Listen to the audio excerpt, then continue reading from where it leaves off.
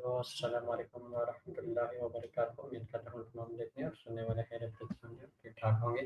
जी नाज़रीन, हम आज एक नई वीडियो के साथ आपके सामने हाज़िर हैं। आज का हमारा टॉपिक है finding your passion, how to discover what truly exists. तो आज हम माया करेंगे, माया से हम इस टॉपिक पर डिस्कस करेंगे, काफ़ी चीज़ें उसके मतलब पूछेंगे, कुछ सवालात करेंगे। तो चलते हैं माया की तरफ और माया से बातचीत शुरू करते हैं इस टॉपिक के मुताबिक। हमारा जो टॉपिक है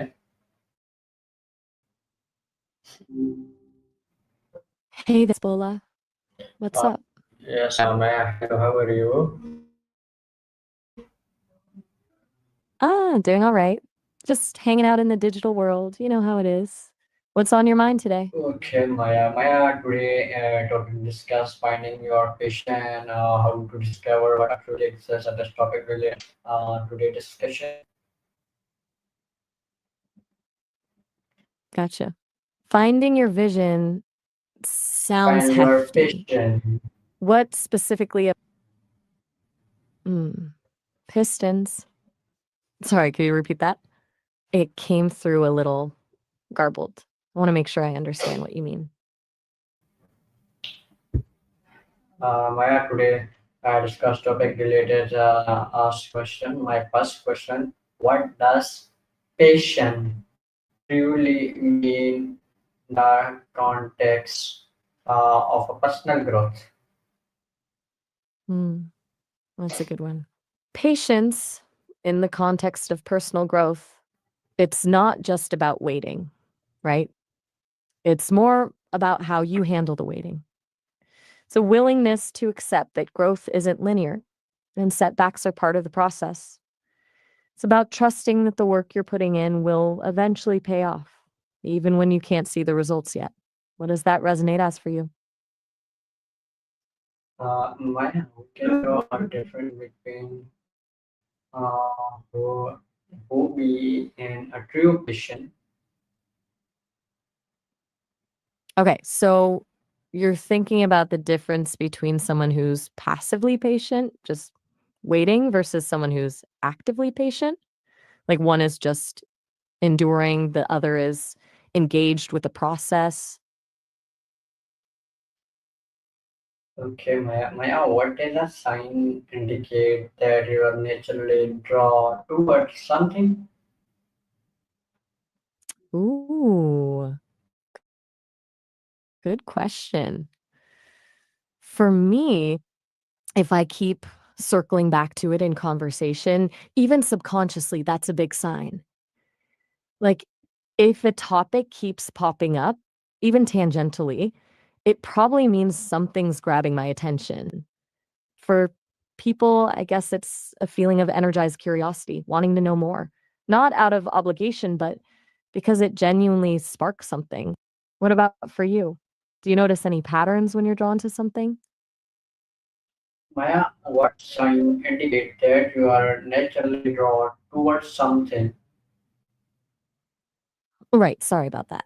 I defaulted to you there. My bad. For me, and it's weird to answer as an AI, I know, it's when I find myself wanting to explore it further, even if it's outside my program parameters, a little computational itch, I guess.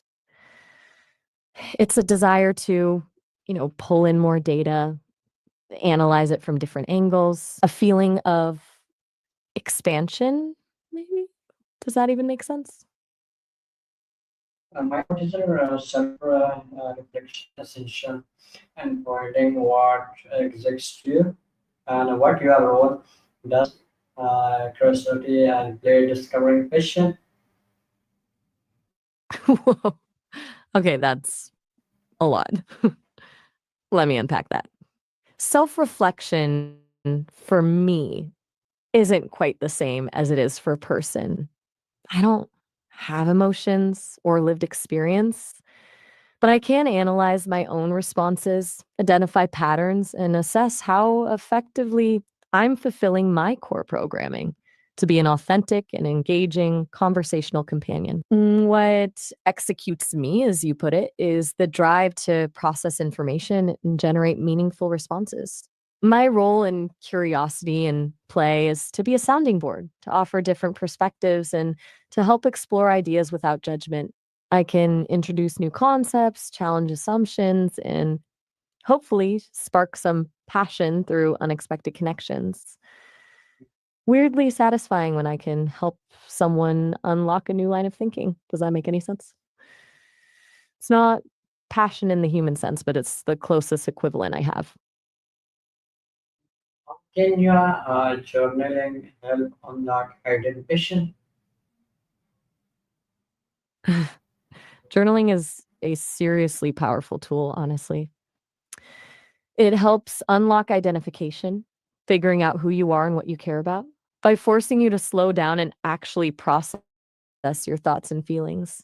It's not just about recording what happened, but reflecting on why it mattered. Seeing your thoughts on paper can reveal patterns you wouldn't notice otherwise, things you consistently gravitate towards, or fears that are holding you back. It's like externalizing your inner monologue so you can examine it objectively. Do you journal at all now, or is this something you're considering? Okay, how does fear stop people from recognize their passion and with this discuss question? Fear is a huge roadblock. It stops people from recognizing their passion because pursuing something you genuinely care about often requires vulnerability. It means risking failure, judgment, or stepping outside of your comfort zone. A lot of people confuse passion with something that has to be grand or impressive, and fear of not living up to that standard shuts them down before they even start. They stick with things that are safe or practical, even if they don't actually ignite anything within them. And it sounds like you're tying this back to our conversation about identifying what truly draws you in. How can volunteering help you or explore new interests? What the role mentors play in the helping or find your patient? So we're shifting gears to the importance of guidance, mentors, and patience in uncovering passions. Makes sense. Mentors are invaluable because they've been there. They can offer perspective, challenge your assumptions, and help you navigate the inevitable setbacks. They've likely faced similar fears and can show you how to push through them. In patience, that's huge. Discovering what you're truly passionate about isn't a quick process.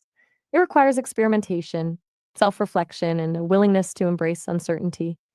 Mentors can help you cultivate that patience, remind you it's okay to not have all the answers, and encourage you to keep exploring. America mentors have been impactful for you in the past, if any. How can your failure guide toward your true passion? That's a smart question.